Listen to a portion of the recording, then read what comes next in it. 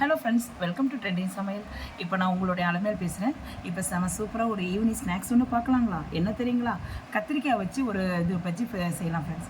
இது எப்படி செய்யலாம், என்னென்ன பொருள் வேணும், அதுக்கேற்ற ஒரு சட்னி காம்பினேஷனோடு வச்சுருக்கேன். இது எப்படி செய்யலாம், இப்போ வீடியோக்குள்ளே போய் பார்க்கலாமா? வாங்க போகலாம். ஃப்ரெண்ட்ஸ், எல்லோரும் எப்படி இருக்கீங்க? ப்ரைஸ் எல்லாடுங்க. Welcome back to the trending Samayal. நாம் இப்போ ஒரு ஈவினிங் ஒரு ஸ்நாக்ஸ் ஒன்று பார்க்கலாமா? இந்த கத்திரிக்காயை வச்சுக்கிட்டு ஒரு நல்ல ஒரு பஜ்ஜி போடலாங்களா? அது எப்படின்னு சொல்லிட்டு இந்த வீடியோக்குள்ளே போய் பார்க்கலாமா? வாங்க போகலாம். இப்போ நம்ம என்ன பார்க்க போகிறோன்னா, இப்போ நம்ம ஒரு கத்திரிக்காவை எடுத்துக்கலாம். இந்த கத்திரிக்காய் நம்ம உங்களுக்கு எந்த கத்திரிக்காவாக இருந்தாலும் ஓகேங்க. உங்களுக்கு சின்ன கத்திரிக்காய், நீட்டு கத்திரிக்காய், எந்த கத்திரிக்காய் வந்தாலும் இதில் நம்ம பஜ்ஜி போடலாம். நான் இந்த மாதிரி சீமை கத்திரிக்காய்னு எடுத்துருக்கிறேன். நல்லா கொஞ்சம் பெரிய கத்திரிக்காய் வந்தாலும் சைஸ் போடுறதுக்கு நல்லாயிருக்கும். சில பசங்க நம்ம கத்திரிக்காயில் நம்ம எது செஞ்சாலும் எல்லாத்தையும் தள்ளி தள்ளி தள்ளி வச்சுருவாங்க. அப்படியே நம்ம சாம்பாரில் போட்டாலும் எது போட்டாலும் தள்ளி வச்சுட்டு சாப்பிடுவாங்க. நீங்கள் இந்த மாதிரி செஞ்சு கொடுத்தனா பிள்ளைங்க நல்லபடியாக சாப்பிடுவாங்க. அவ்வளோ டேஸ்ட்டாகவும் இருக்கும். பிள்ளைங்க இது பண்ண மாட்டாங்க, தடுக்க மாட்டாங்க.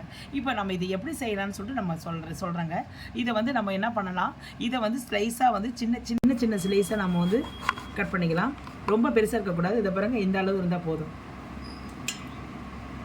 அப்போ தான் நல்லா கொஞ்சம் வேகவும் நல்லா பார்க்குறதுக்கும் லட்சணமாக இருக்கும். இதை பாருங்கள்.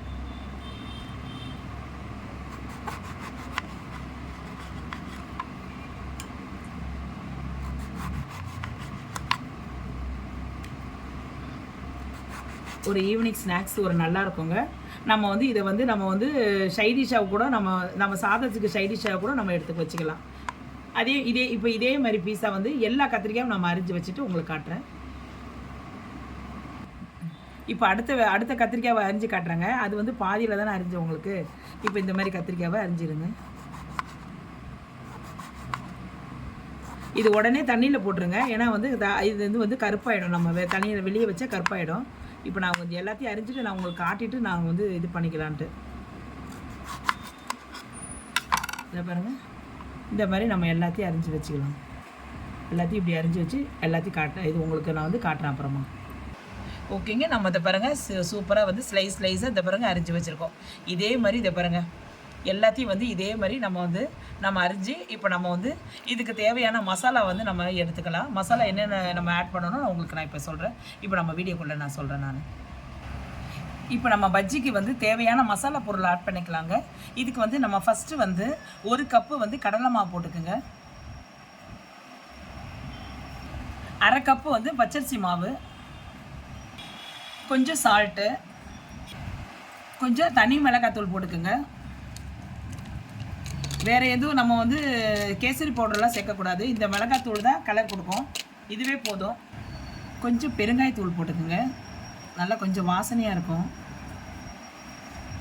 கொஞ்சம் கரம் மசாலா போட்டுக்குங்க ஃப்ரெண்ட்ஸ். ஏன்னா கொஞ்சம் நல்லா வாசனையாக இருக்கும். ஆனால் பஜ்ஜி கொஞ்சம் டேஸ்ட்டே கொஞ்சம் நல்லா கொடுக்கும். இப்போ இது எல்லாமே மேஷ் பண்ணிக்கோங்க. தான் கலர் கொடுக்கும்.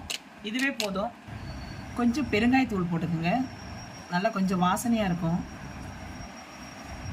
கொஞ்சம் கரம் மசாலா போட்டுக்குங்க ஃப்ரெண்ட்ஸ். ஏன்னா கொஞ்சம் நல்லா வாசனையாக இருக்கும். ஆனால் பஜ்ஜி கொஞ்சம் டேஸ்ட்டே கொஞ்சம் நல்லா கொடுக்கும். இப்போ இது எல்லாமே மேஷ் பண்ணிக்கோங்க.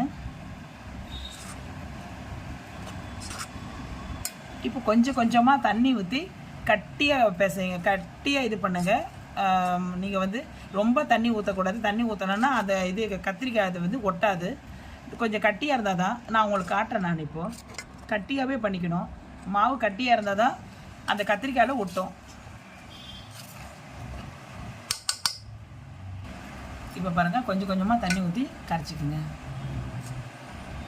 கொஞ்சமாக தண்ணி ஊற்றிக்குங்க ஃப்ரெண்ட்ஸ். ஓகேங்களா? நிறைய ஊற்றக்கூடாது. கட்டியாக இருந்தால் தான் கத்திரிக்காயில் பிடிக்கணும். ஓகேங்க. இதை பாருங்கள், நம்ம இப்படியே இது பாருங்க கரெக்டான பதத்துக்கு நம்ம கரைச்சி வச்சாச்சு. இதை பாருங்கள், இந்த பதத்தில் தான் இருக்கணும். ஏன்னா ரொம்ப தண்ணி இருந்துச்சுன்னா அப்படியே அந்த இதில் ஒட்டாது. இது பாருங்கள், ரொம்ப இது பாருங்கள், இந்த அளவு இது பாருங்கள் கட்டியாக இருக்குது பாருங்கள். நம்ம இந்த மாதிரி ரவுண்டு கொடுக்கும் போது மெதுவாக அது சொல்லணும். அந்த மாதிரி இருந்துச்சுன்னா கரெக்டான பக்குவம். ஓகேங்களா? அவ்வளோதான். இப்போ நம்ம எண்ணெயில் போய்ட்டு ஃப்ரை பண்ணி எடுத்துடலாம். இப்போ பாருங்கள், ஃபஸ்ட்டு ஒரு பேனில் ஆயில் ஊற்றி வச்சுருக்கேன். நல்லா காஞ்சிட்ருக்கு. இப்போ நம்ம டிக் பண்ணி நம்ம போட்டுடலாம். நம்ம இந்த மாவு இருக்கு இல்லைங்களா, மாவில் இதை பாருங்கள், நல்லா தண்ணி இல்லாமல் வச்சுக்கோங்க. கத்திரிக்காய் தண்ணி இருக்கக்கூடாது. நல்லா இதை பாருங்கள், இந்த அளவு நல்லா கொஞ்சம் நல்லா கட்டியாக இருக்கணும், நல்லா ஒட்டணும். இப்போ நம்ம இதில் எடுத்து போட்டுக்கலாம். எல்லாத்தையும் அப்படியே எடுத்து போட்டுக்கலாம்.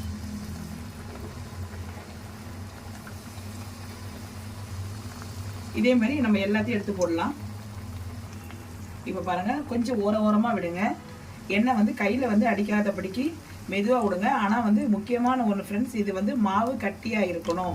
கட்டியாக இருக்கிறனால வந்து இது வந்து நல்லா வந்து ஒட்டணும். நம்ம வந்து இதில் ஒட்டணும். அதுக்கு வந்து நீங்கள் வந்து தண்ணி இருக்கக்கூடாது, கத்திரிக்காயில் தண்ணி இருக்கக்கூடாது. நீங்கள் எவ்வளோ இது வந்து சிம்மிலேயே வச்சுக்கோங்க. நீங்கள் வந்து இது வந்து நம்ம கேஸை வந்து சிம்மிலேயே வச்சுக்கோங்க. இந்த மாதிரி எல்லாத்தையும் போட்டுக்கோங்க. இதை உங்களால் எவ்வளோ முடியுமோ அந்த அளவு போட்டுக்கோங்க. உங்கள் வானலில் வந்து எவ்வளோ பிடிக்குமோ அந்த அளவு போட்டுக்கோங்க. இப்போ பாருங்கள் ஃப்ரெண்ட்ஸ், இப்போ திருப்பி போட்டுக்கலாம். இதில் ஒன்று என்ன தெரியுங்களா, இது ஒரு 5 நிமிஷம் ஆகும் ஃப்ரெண்ட்ஸ் இது வேகிறதுக்கு. ஏன்னா வந்து நம்ம வந்து இந்த கத்திரிக்காயில் வந்து மட்டும் நம்ம வந்து தோல் வந்து கொஞ்சம் ரஃப்பாக இருக்கும் இல்லைங்களா, அதனால் ஒரு 5 நிமிஷம் ஆகும். 5 நிமிஷம் கழிச்ச உடனே இதை பாருங்க எவ்வளோ பபுள்ஸ் மாதிரி வருது பாருங்க. கத்திரிக்காயில் இது பஜ்ஜி இந்த மாதிரி வரணும். அது கொஞ்சம் ஒரு 5 நிமிஷம் ஆனோடனே நம்ம எடுத்துக்கலாம் நம்ம. ஏன்னா வந்து இந்த சைடில் இருக்க தோலெல்லாம் கொஞ்சம் நல்லா வேகணும். ஓகே ஃப்ரெண்ட்ஸ், இப்போ நம்ம எல்லாத்தையும் எடுத்துக்கலாம். சூப்பராக இருக்குது பாருங்கள், எவ்வளோ நல்லா இதை பாருங்கள், எவ்வளோ நல்லா புஷ்ஷுன்னு வந்திருக்கு பாருங்கள். நல்லா வெந்திருக்குங்க. இந்த சைடு தான் நான் சொன்னேன், இந்த சைடெல்லாம் நல்லா வேகணும். அதனால் ஒரு 5 நிமிஷம் காட்டுறேன் நான். ஓகேங்களா, இப்போ நம்ம எல்லாத்தையும் எடுத்து நம்ம வேறு பிளேட்டுக்கு மாற்றிடலாம். ஓகே ஃப்ரெண்ட்ஸ், இப்போ செம சூப்பரான வந்து ஒரு ஈவினிங் ஸ்நாக்ஸு கத்திரிக்காய் பஜ்ஜி செஞ்சுட்டோம். உங்கள் முன்னாடி இதை பாருங்கள், எவ்வளோ அழகாக நான் சுட்டு வச்சுருக்கேன் பாருங்கள். அதுக்கேற்ற ஒரு காம்பினேஷன் ஒரு தேங்காய் சட்னி அவ்வளோ அல்டிமேட்டாக, பார்க்குறதுக்கே கலர்ஃபுல்லாக இருக்குங்களா. இதை வந்து நீங்கள் சாம்பார் சாதத்துக்கு கூட நீங்கள் சைடிஷாக வச்சு சாப்பிடலாம். நல்லா கொஞ்சம் மழை பெஞ்சிட்டு இருக்க இந்த சமயத்தில் இந்த மாதிரி நீங்கள் பஜ்ஜி சுட செஞ்சு இதுக்கு ஒரு சட்னி ஒரு காம்பினேஷனோடு கொடுத்தீங்கன்னா வேறு லெவல் போங்களேன். நான் சொல்லவே வேணாம். குட்டீஸுக்கெல்லாம் செம சூப்பராக சாப்பிடுவாங்க ஃப்ரெண்ட்ஸ். ஓகேங்களா, உங்களுக்கு இந்த வீடியோ பிடிச்சிருக்குன்னு நினைக்கிறேன். பிடிச்சிருந்தா லைக் பண்ணுங்கள், சப்ஸ்கிரைப் பண்ணுங்கள், மறக்காமல் பெல் பட்டனை கிளிக் பண்ண மறந்துடாதீங்க ஃப்ரெண்ட்ஸ்.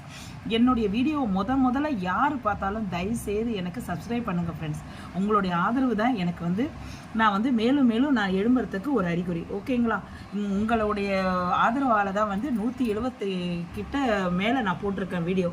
10க்கு ஷார்ட் வீடியோவும் நான் போடுறேன். என்னுடைய வீடியோ பாருங்கள், உங்களுடைய இது எனக்கு வேணும். லைக் கொடுங்க, சப்ஸ்கிரைப் பண்ணுங்கள் ஃப்ரெண்ட்ஸ். என்னுடைய வீடியோ பார்த்ததுக்கு ரொம்ப தேங்க்ஸ். ஓகே தென் பாய்.